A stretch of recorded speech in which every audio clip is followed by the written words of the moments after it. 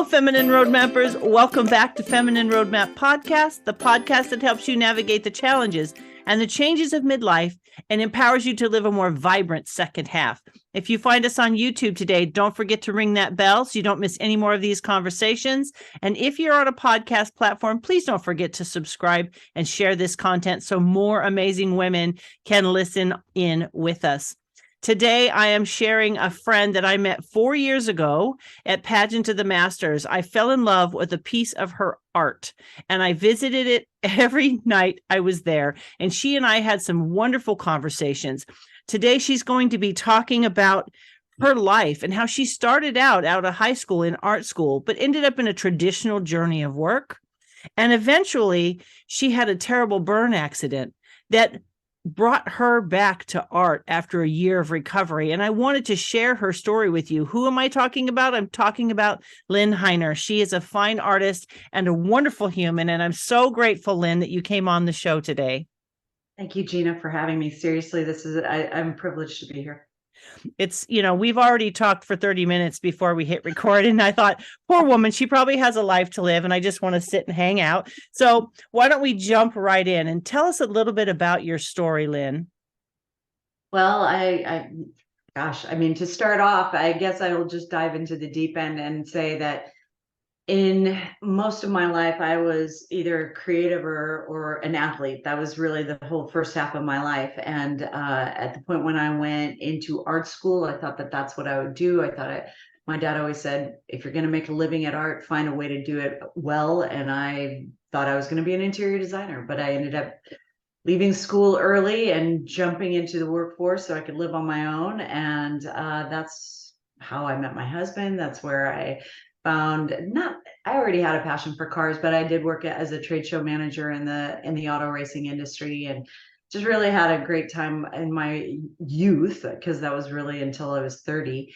And then I started having family and left that job, and kind of was sort of very traditional in that regard. But in 2012, that's when I collected some rocks down at the beach, and one of those happened to be white phosphorus, and that white phosphorus ended up giving me third-degree burns on my legs and hand. And I was in the hospital for 10 days with surgeries and a year of therapy and other surgeries to help course correct my body. And at the end of that, I felt like God was calling me back to art, and not just art to explore, but art professionally. And that was an odd thing to tell my husband. Hey, honey, I know I've been teaching art for the last year and a half, or 2 years, but I'm thinking this is how I'm going to make money. And he's like, what? And so that has been a 10-year journey now, from not having just that conversation, but then developing my voice and painting all the time, and starting to put aside students and kind of lose that comfortable income, and now doing it worldwide. So that's actually kind of an amazing, incredible journey that I couldn't have planned, but it is what it is. Well, for those of you on YouTube, if you look right over Lynn's head, that is one of her her petrol series paintings. It's hanging right over her head. You have to go take a look at her website, which will be in the show notes. But let's talk about that, because it's interesting. So I know we talked about that petrol series. Where did you start with your art? Like, what was your progression through where you started and where you are now? Yeah, so petrol wasn't where I started, even though that sort of would have made sense considering my history with cars. But where I had to find my voice, and in finding it, I started with brushes. I was hyper realistic, because of course that's what you're taught when you're at school. And in that year-long process of discovering what my voice would be and how I would do it, I started using knives. So these fabulous tools, these are some of my favorite. They are almost exclusively what I use to paint. And in doing that, I could move away from realism and go to what I felt was the essence and the emotion of what I was trying to create. And then as I was trying to decide, how do I expand my voice in this? What does that look like? If it's not going to be the beachy stuff and it's not going to be, landscapey type things, and I don't do people, and you can't do people with knives. Wow, no, that's not nice. Um, I, Very I, cubist. it would be very sharp edged. I kind of started realizing, and I don't think I even fully internalized what that meant at first, but flowers actually became that juxtaposition of something that was beautiful and fleeting, yet so perfectly designed, versus the part of life that you just cannot control, right? You don't know when, if you're a botanist or you're one of those arborist type people, which I'm not. I just know what I like is pretty. Flowers are so incredibly delicate, but they're also temporary. And I felt like the journey of the florals, the floral pieces I do, that was actually the first predominant series that I did, was florals. And that actually seemed to be the juxtaposition with the knives. They're so sharp and they're so harsh. And here I'm doing these flowers, which are delicate and soft. And there was a beauty in the idea of, as I was doing layer after layer, that was something that I kind of do in my pieces. The first layer was a bold abstract, lots of color. And that felt like our early years in life that had no difficulties. I mean, and don't get me wrong, I actually had a lot of difficulties in my childhood, but really, we don't realize how life altering certain things can be when we're younger. So that was the freedom in that first layer. And then the background layer of most of my early florals were really dark and sort of moody. And that was when we go through seasons of pain and difficulty. But then there were these florals that I put on top, and the florals were this beautiful, just momentary glimpse, this expression. And I felt like it started dawning on me that this became the message of hope and joy that's still there, even in the middle of a dark situation. The burns, the year of surgeries, I was altered. My physical being was altered. My emotional state was altered.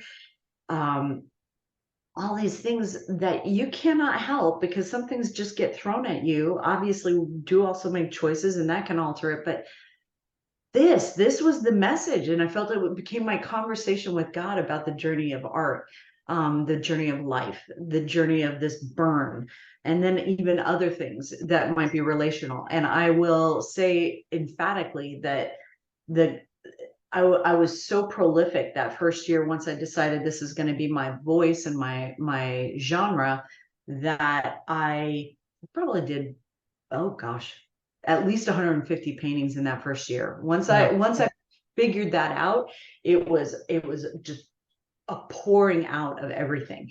And yeah, I didn't know anything about the art business. That came later, as I discovered. Thankfully, I knew something about business, so I could figure some of this stuff out. But man, it was quite the journey. And so for the next few years, that's all I did were these florals. I mean, I would do. Somebody asked me to do something. I was privileged to do a few landscapes and some sunsets and stuff that from people who loved my series and my style. But wow, that. And again, as I think I mentioned, but the titles would end up being that place of discovery for who I am on the journey, both with God and with the art journey. Mhm. So when you see titles, I think the painting you and I had started talking over was Deep Within. And Deep Within was that it was one of those things that this whole journey was kind of like, this is here, this is down, guttural. And I'm about to step into something that's hard and scary, which is the art world in general, and any kind of adventure of starting a business or doing crazy things like that. And that's what it felt like. I was having to dig deep. And so those titles are kind of an impression of where I am in that moment. And the whole the year of COVID, had a longing revealed, the intersection of contentment and chaos, a beautiful mess, in the unknown. I mean, those are, again, it was so easy to kind of see. And I didn't I didn't call it the COVID collection right at first. After I was done, though, I was like, oh, yeah, that's it. So that's a lot of information about the pain. Sorry, I blather. No, I think that's an incredible expression of what art can be. You know, that art is a language, it's a way of communicating something, and it's used in many ways. I think not always positive, Right. but I think it's incredible that you have been so successful. You know, you really have. Some of your art is right now in a museum. I was looking on your website again because it's been a while, and it's like, but I would like to talk about your faith part of this journey and how that figures into how you paint, how you express it, and all of that. Because I think that's an important part, if not the most important part of what you do and who you are. Absolutely. And I appreciate you even asking. It's probably countercultural to be a Christian, certainly in the fine art world, but uh, I've been a Christian longer than I haven't. I became a Christian as an adult, but I've been a Christian longer than I haven't. And when I felt called, you know, again, you have those conversations, and I think I expressed, my husband was like, what do you mean you're going to paint for a living? That's not how people make money. And don't you think you would be doing that right now if that was how you were going to make a living? Why wouldn't you go back to consulting or doing the trade show thing if you're gonna? And I go, I don't know. I feel strongly. I prayed about it for a week, and I feel strongly that this is what God is calling us to, calling both of us to. Because really, if you fast forward over the next couple of years as this journey started to progress, it wasn't like a straight, hey man, look at us just like start leveling up and we're doing great and we're making tons of money. No, that isn't how that went. It was actually a very difficult journey. And when you think about that walk of faith, and I remember we were sitting in a restaurant, our kids were at camp, and I'd been reading a book by Bob Goff, and one of the questions was, if you weren't afraid of the outcome, what would you do? Now, for me, I was already in the midst of that journey. But for my husband, he was actually having to do some really serious thinking, because he had been staying in a job, had been great, and had provided immensely for our family. It was actually where we met, that 2 decades earlier, was at PRI. And but he was still there, and I was seriously afraid it was going to kill him. He's working obscene hours. He was not eating healthy. It was not good. And when I presented that question to him, when I showed him kind of the writing, that he likes Bob Goff too as well. But when when I presented the question, he said, I think I would quit my job. And I go, really? Well, let's talk about that. And so while we're at dinner, we had a long conversation. And by the end, I think it was a month later, was his last day at work. Now, now this is 2019.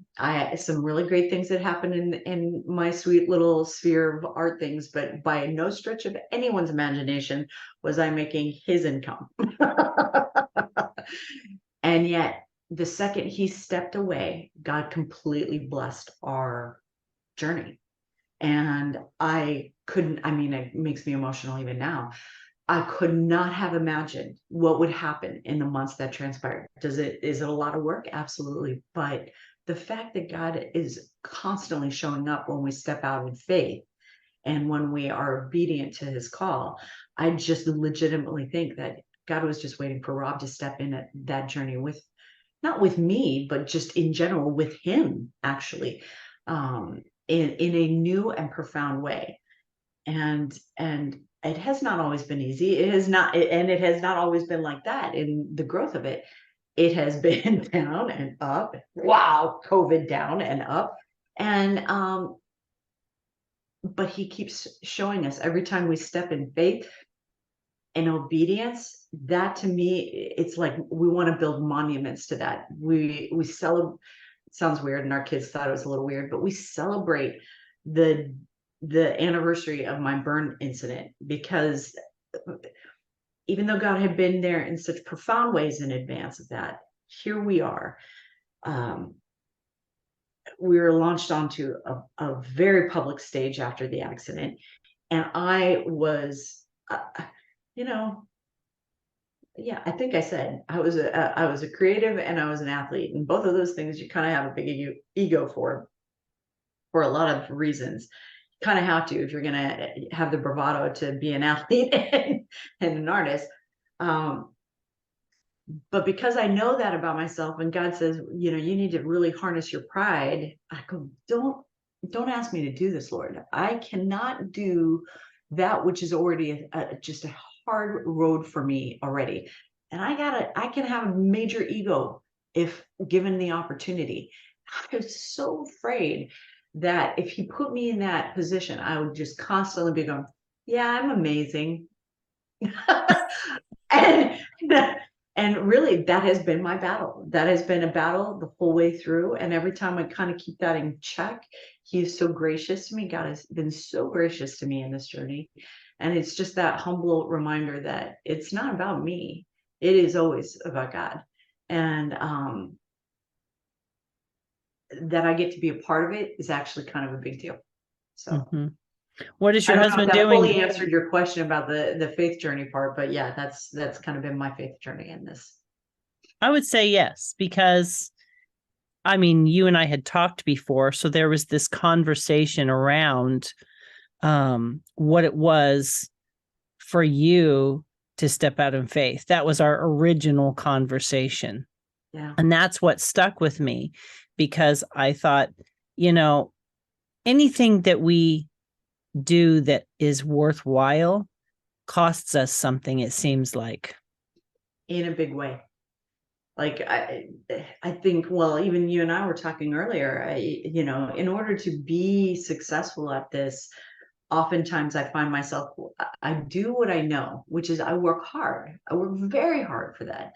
I'm constantly thinking about, okay, I need to make sure I talk to that client, or I need to do this, and paintings I have on easel, how am I going to do this? So sometimes my brain doesn't fall asleep right away, and there becomes this roller coaster of triggers that then go from there. I'm not sleeping well, then I don't want to exercise, then I'm not eating well, and then I'm like, and it's funny because when I was in my 20s, 30s, and probably even my 40s, no problem. It was great. I could just go back to eating well and exercising, and within a couple of weeks I'd be fine. Well, now in my 50s, that does not happen like that anymore. I'm like, woohoo, it's taken me 3 weeks and I'm finally like sleeping 7 hours again. Yay. Or whatever else it was. Like exercise. I'm having to purpose to do that. And again, it's the task at hand is actually quite all the time, even when I want to relax. Because if you're a business owner of any kind, and let's not be mistaken, this is not a hobby. This is the work that God has given me to do. So it is still my job. And yes, I enjoy it, but it is also very hard work. So yeah. Now, when you talk about we were talking about midlife before we hit record, and how I've had 3 conversations in the last week about health, fitness, food as fuel, and that sort of thing. It really is a different season of life, physiologically, hormonally, to your point, the way that we sleep, the way that we feel. And so your midlife journey has been full of a lot of changes and a lot of responsibility. And you're in a season right now where you're trying to figure out, with all of your travel, how to take care of yourself. And have you noticed that shift in your energy as you're kind of going through this season of life? well, yeah. So I was very appreciative. So my sister was here for the last couple of weeks, and between her and one of my tightest friends saying the equivalent of, there aren't too many people who could probably continue at that level for that long. But Lynn, if you're going to sustain that, you really need to get your you know, your poo together. Get it together, lady. One of them was really like hammering it down. I mean, she's like, you cannot sustain this. And for 2 full years. So COVID happened.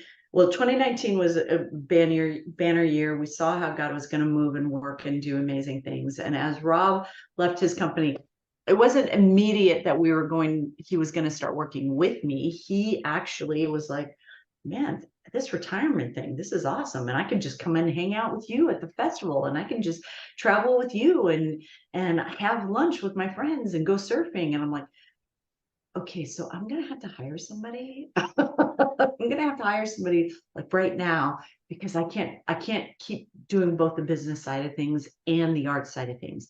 I've been able to up until now. Now it's starting to burden me. And well, look at you. You were actually the head of marketing and creative at your company for the last 20 years. And I could keep all the money here. Wouldn't that be great? And so it took him a few months. And at the end of that few months, I think we were in August, because he had retired in May. And we were in August, and we were getting ready. We were on the road to one of our shows. And he's like, I think I could do that, but I still want some time I don't want to sit in front of the computer all the time. I'm in his office right now. so in all fairness, he still sits at the desk probably a little bit more than he really wants to. But the idea is, as you shift and you create and you do all this stuff with work, and trying to find that balance, COVID knocked us off our game for a while. But when I came back to it I came back hard in January of 2021. We'd just been down for 2 weeks with COVID. We lost Rob's mom. There were just a series of really difficult life events around us. And we hadn't worked in like 8 or 9 months. And even right then, our one of our primary events, which was going to help get us back on the road rolling, was saying they're postponing for another 2 months. I was like, okay, that's it. And I started writing a manifesto. I wrote the manifesto. It was basically, I think I was reading that book, Girl Stop Apologizing, at the time. And she starts asking a series of questions, and you have to kind of look at who are you in present tense 10 years from now? So if you start asking the questions, what does that look like? Not I'm gonna, it's I am. You're saying I am statements. And I was like, ooh, well, this is sort of brazen, but this is where I want to be. And I realized I have some work to do. And so I wrote 10 pages of content for where I wanted to be in my life. And one of the first things I did was, I'm going to say yes to everything. I'm going to say yes to every opportunity right now and see what hits the wall. And that's where some of the museum stuff came out. I mean, I had to bust my butt to get some pieces together for that in a very short window of time, but they were excited. I was excited, and boom, that's what we did. And then we're flying out for the opening of that. And we're still kind of in COVID. I mean, this is early May at that point, May 2021. I was doing some shows that I thought should have been successful. Nope. They boom, nothing. But again, God was providing in ways I wasn't expecting. Clients who had never been clients, but suddenly calling me out of the blue. I just can't stop thinking about that piece I saw. Do you still have that? And it would be an amazing gift. We would start breathing again. But I did 21 events in 2021, and that was a lot. I mean, most artists I know don't even do 5 to 8. And here I am flying all over the US. I am creating for clients. I am creating for festival. I'm creating collections for different things. And I'm just doing it. I'm like, and I felt like there's no stopping me. And then we get into 22, and I'm like, ooh, I only had a 6-week break at Christmas, and kind of tired. Huh. Wow. All right. And I've got a collection in both series, both the pedals and the petrol series. And I'm like, all right. And I super efficient with my time when I was home. And yet now I'm starting to tell clients I'm not going to have work done for 6 to 8 months. And then it was 8 to 12 months. And then it was, because now I'm going to be at 22 events this year. Some of them were literally on the same weekend. And it was during 2022 that when my father was took ill with pancreatic cancer during festival, and I was up there, which was right up there more than I was down here. Realized I can't keep that pace anymore. Actually, I'm 50 at that point. I was 53. I'm 53, and I am, it looks all beautiful and rosy and sunshiny on when you're telling people you're going here, there, and the other place. And I was enjoying it, but really you can't be effective. I mean, I was doing production work more than I was doing creative work. And I realized it was starting to affect the way I created, and it certainly was affecting my health. I didn't realize how much weight I put on. I don't weigh myself. For the most part, I don't. But I really was not sleeping well. And there were some after effects of just relational things that happened within the family after my dad passed. And it was heavy. It was heavy. And I started realizing in this season of our lives, this late season of our lives, if you have parents that are living, or even if you just have friends, let's be fair, people are starting to die around us, and we have to get used to that idea. And we have to have space to grieve, like really grieve. This isn't okay, I'm done grieving and let's go. It's a long process, especially if we care about those people.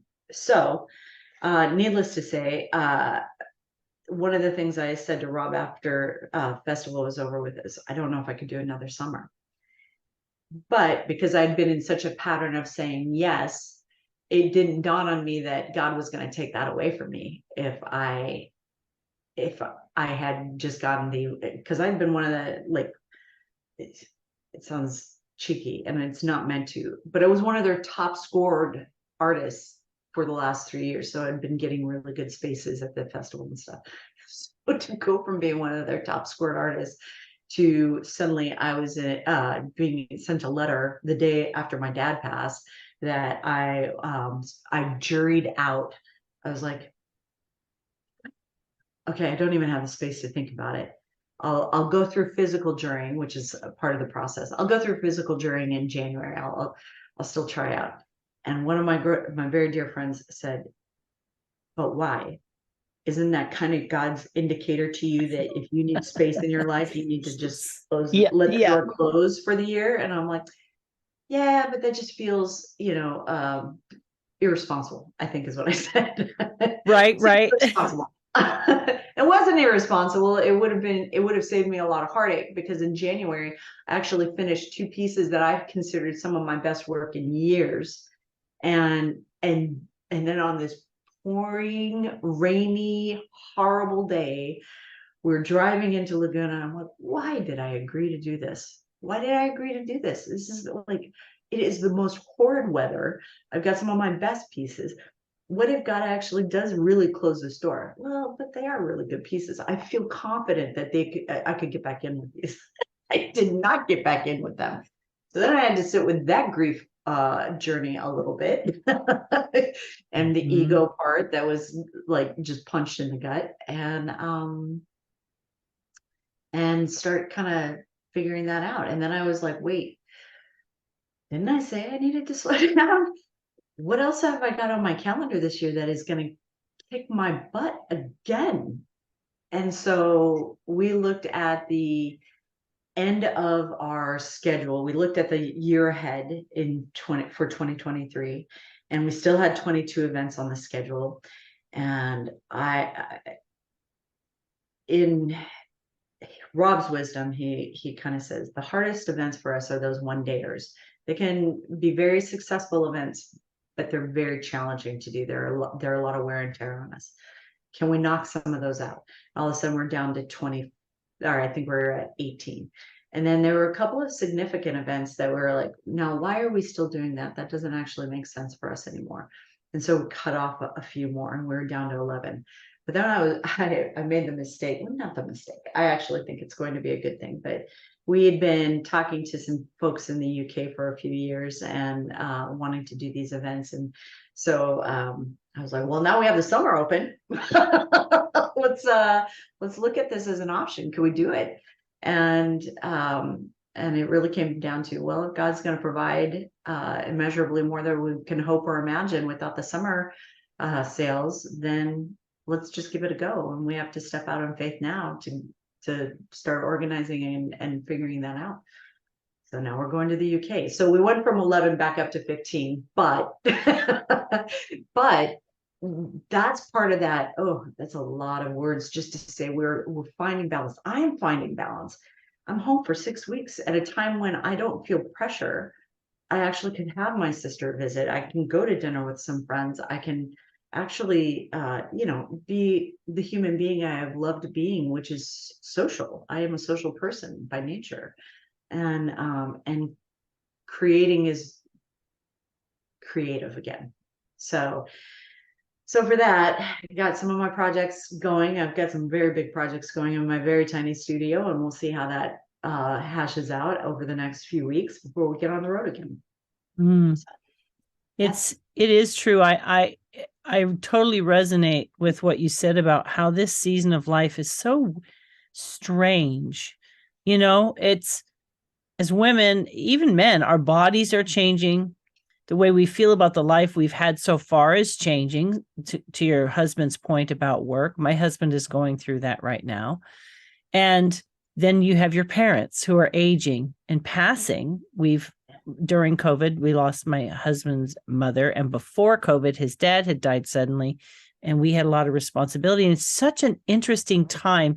To your point about being your own person and grief and responsibility, I just feel like life has always had a lot, but midlife feels like a little bit more of a compact, accelerated version of life where there's just a lot of extra things piled on top. And there is wisdom to us evaluating what has worked in all areas of our lives and navigating it differently, figuring being out. Open to it at the very least, being open to the idea of adjusting. Mm-hmm. This is a perspective shift as we get older. I've got adult children now. I'm wielding that differently. That stuff it's all, yeah. I think the joke in our house is growing old is not for the faint of heart. Right. And the blessing that you are healthy. Yes. But you still have to steward that differently. I just had my first physical since I think he told me it was 2017.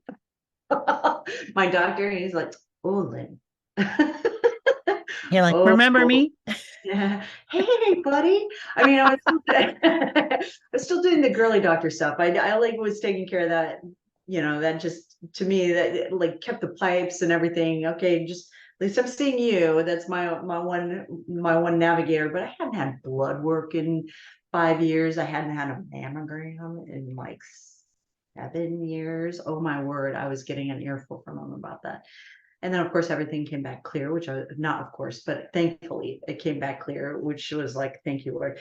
And he goes, considering the stress levels I hear you going through, I'm really impressed that your blood pressure is like this, and your blood work shows everything's normal and everything sounds clear. So I want to say keep doing what you're doing, but I really do think you need to adjust. And of course, he was talking about my weight, because in the last 3 years, I literally gained so much. I could not believe it. Could not believe I actually gained that much.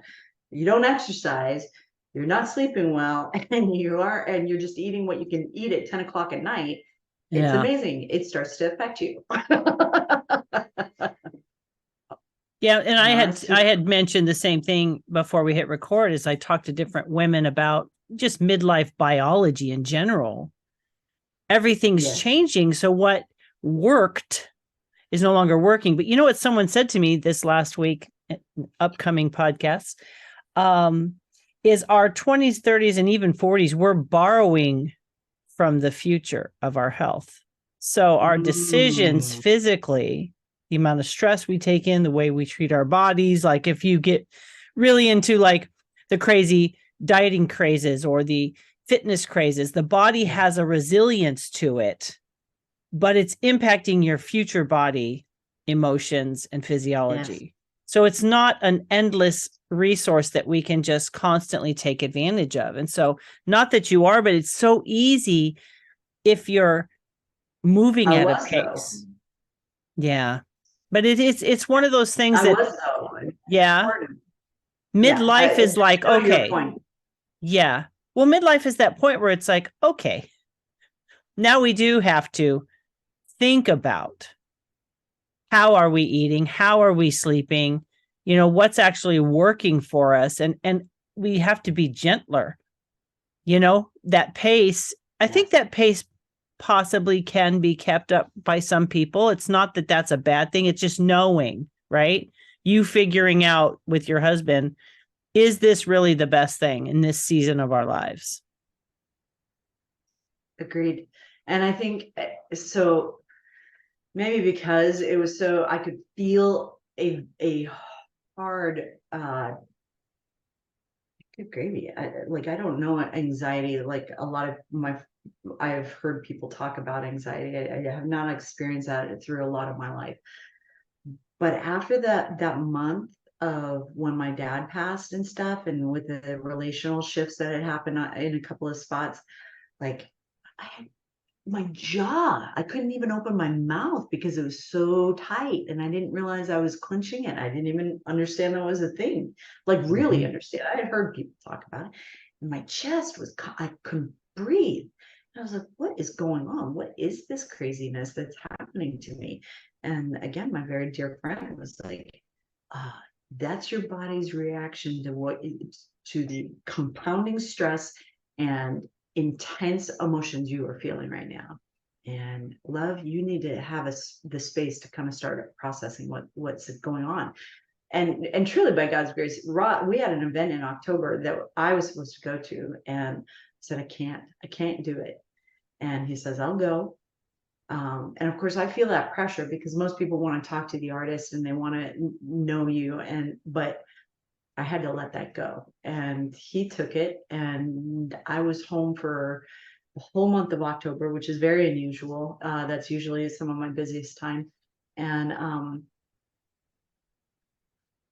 got outside and just sat in the sun and did walks along the beach and painted quietly. Like I didn't even have music or anything. I just paint quietly. And it was a good space to kind of get my body and my mind sort of aligned again.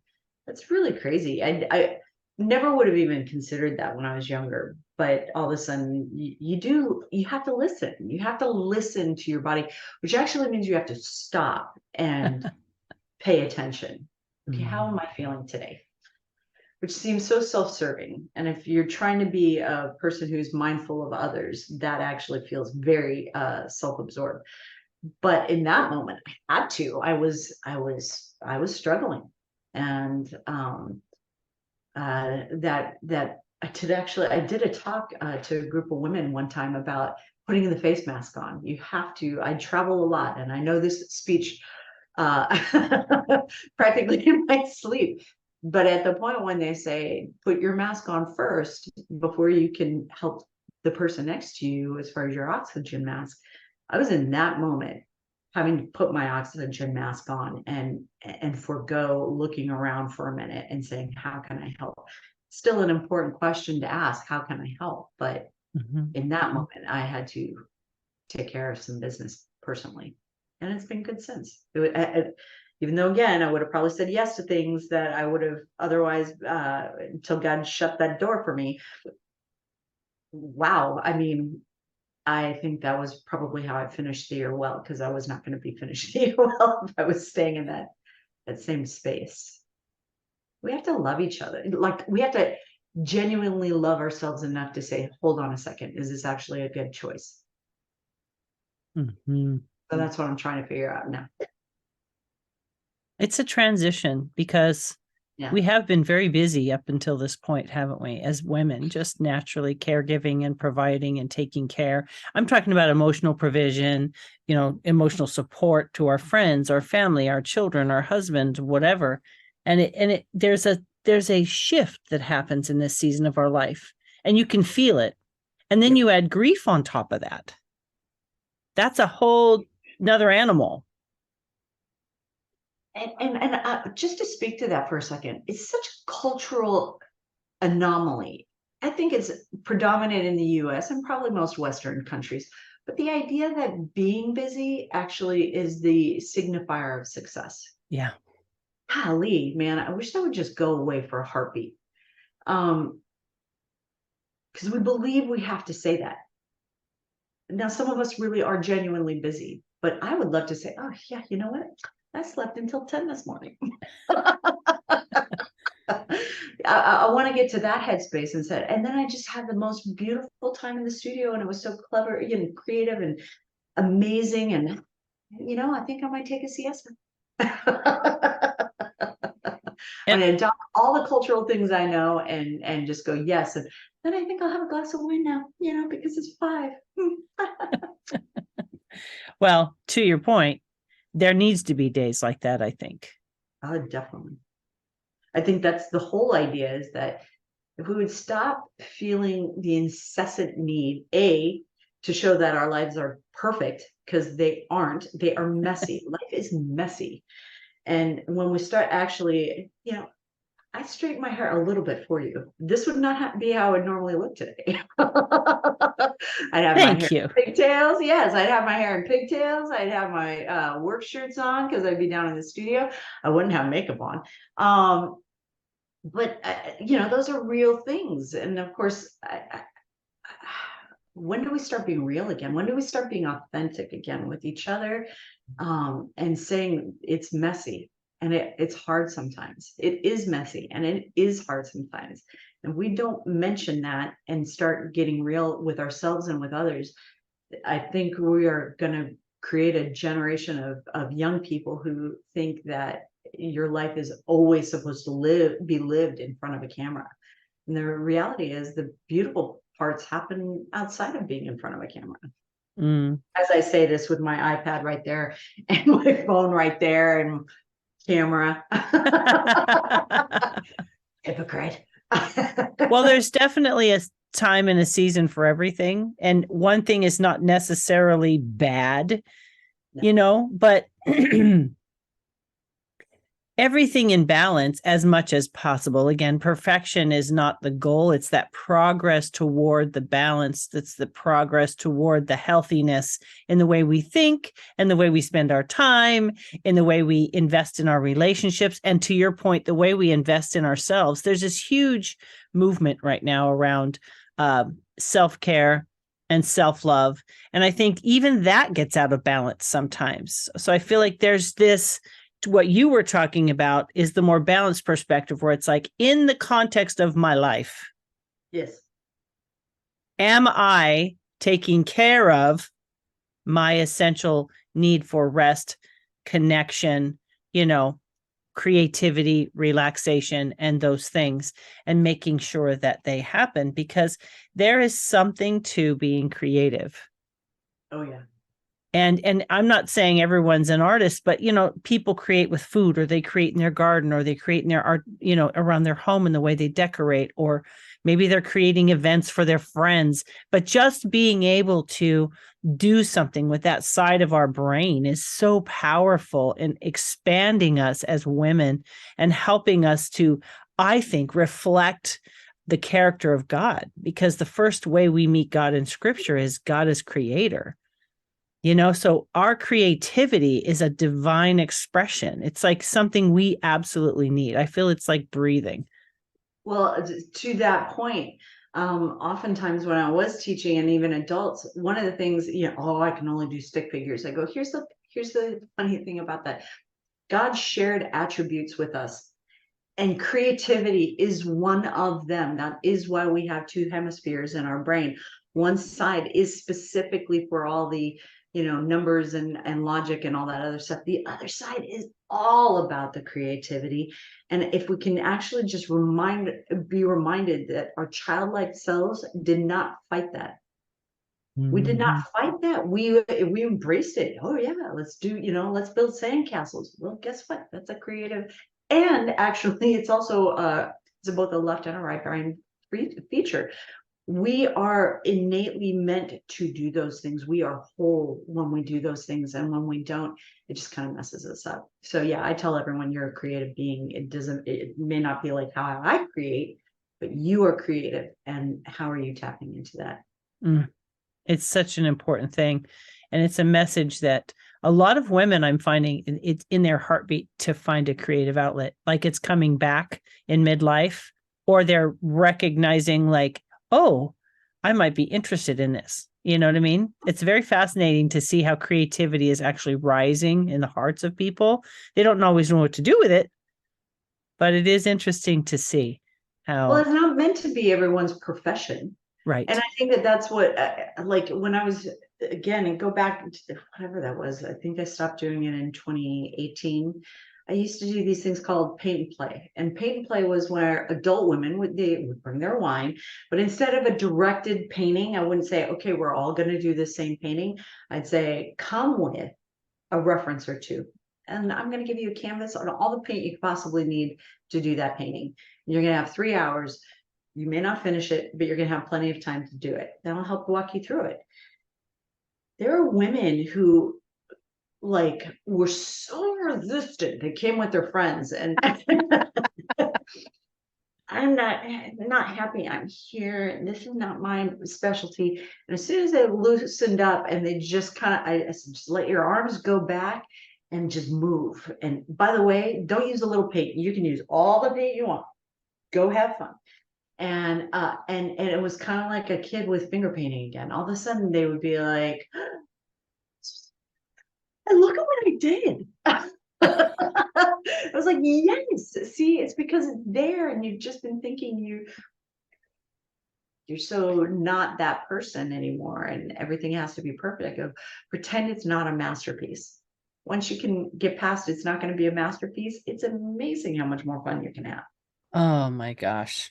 Yes. And it does something for us. Oh my gosh.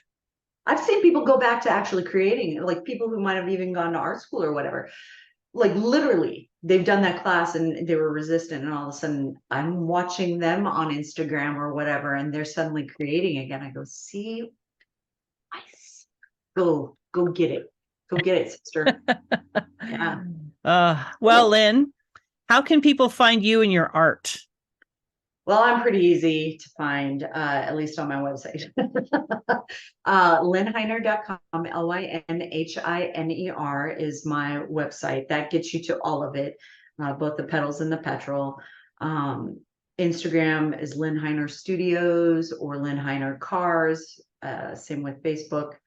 And that's the easiest way to find me.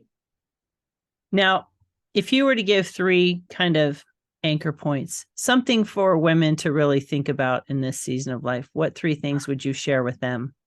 I was prayerful about that because you did ask me to think about that. And honestly, the book, The Help, and coincidentally, the movie, we watched it fairly recently, and I hope I'm not going to say it the exact same way, but I will say, you need to remember you are important, you are loved, and you are valuable. And I think we forget we are those things. We have an opportunity to help others feel that same way. And I want to take every opportunity. I want you to take every opportunity to do that same thing, because we have been given the gift of life and breath today to actually make somebody's day a little bit more beautiful. Whatever that looks like for that person in your space, whether for me, it's mostly my children and my husband. But it happens to also be any client that I get the privilege of working with. Those things are gifts every single day. So really just remember who you are in God. You are a daughter of the King. If you're not a believer, you are still a daughter of the king, even though you haven't established that relationship with him. And I think that to me is just that reminder that there's something bigger in your being, in your soul, that is longing for that connectivity.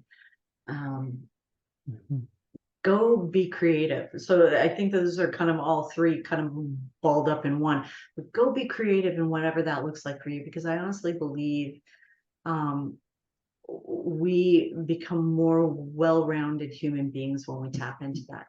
And so those are my go points. Really, just remember, you are important, valued, and loved. You are a daughter of the king, and go have fun being creative in whatever that looks like for you.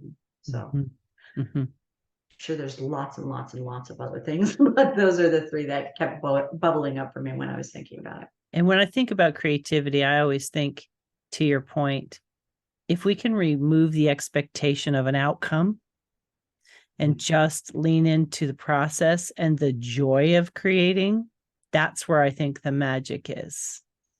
Absolutely true. And I actually have to even do that in the studio for myself, because a gallerist once said, even the most creative and skilled artisans will only have a masterpiece, maybe 1 in 50, certainly more likely 1 in 100. So if you only ever do 100 paintings, you might have 1 masterpiece. So in the meantime, just go have fun. Like the gallerist was saying that to me, and I was like, oh, so I shouldn't be striving for every piece to be a masterpiece. Oh, okay. So that was actually really helpful for me, because it just gave me total freedom, and to let go of the expectation that this is going to be the one that's, passing through the middle of the goalposts. And it's true. It's like a life motto, though, really. Yes. Maybe 1 in 100 you'll get right. I mean, really, in you were talking about perfectionism. It was actually why I moved away from brushes and realism. I found the process of creating very frustrating until I did. When I moved to knives, it became about the essence, and that just was freeing. It was so freeing. I had so much fun. Went through a truckload of paint, but it was fun. But it is beautiful. I love palette knife painting. I totally love it. Well, Lynn, I want to thank you so much for taking the time, fitting me in your one window of rest to have this conversation. I appreciate your art. Of course, I fell in love with it when I saw it. Like I said, I really did visit it. If you were there, you saw me. I was standing there. I took pictures of it. I love it. It spoke to my heart. And you have a way of communicating. Like you say, you title your art, but it's not a cast off title. There's the emotion and the thought is in the art. And I really appreciate the beauty and the depth and the emotion that you put into your art and into your life. You're just a passionate person. And so I'm so grateful our paths have crossed, and thank you for saying yes to me. No, thank you, Gina. Thanks for the invitation to even be a part of this. Really, I know I can blather a little bit, so I apologize. But thank you so much for the opportunity just to share a little bit of the journey with you. This has been lovely. Wonderful. Well, friends, today, if you find us on YouTube, check down below. I'll have the links to Lynn there. And if you're on a podcast platform, just head on over to www.feminineroadmap.com/episode 336, and I will have her links there as well. Friends, this is one of those conversations that I feel are those lifestyle conversations for us as women, as sisters, as girlfriends that can sit and have a conversation and listen to a conversation with another woman, to hear her journey. And we find bits and pieces of ourselves when we listen to these conversations, and we connect to someone. And what is it that has been stirred in your spirit today? We don't know what it is, but I do know that these conversations have that kind of an impact. So that little whisper, that little niggle, that little movement in your spirit, I want to encourage you to take some time and hold a space for that and be curious about it and see where that might lead you. Maybe there's something you need to release. Maybe there's something you need to receive. Maybe there's just a period of rest. Our journeys, like Lynn said, are not on an upward trajectory at all times. It's up, down, sideways sometimes, and that's okay. This conversation is to remind you that resilience, tenacity, rest, self-care, curiosity, creativity, it's all part of the journey. So I encourage you to hold a space for yourself today and share this conversation with a girlfriend you think might need to have that relativity in her life, to know that there's someone else who's going through something that they can relate to. Friends, please reach out to Lynn and check out her art. If there's anything you need from me, things you want to talk about, things you want to hear about, please feel free to email me at ourtribe@feminineroadmap.com. Friends, thank you for taking the time. We honor your time. We thank you for being with us. I look forward to sharing more with you in the weeks to come. Take care, my friends. Bye-bye.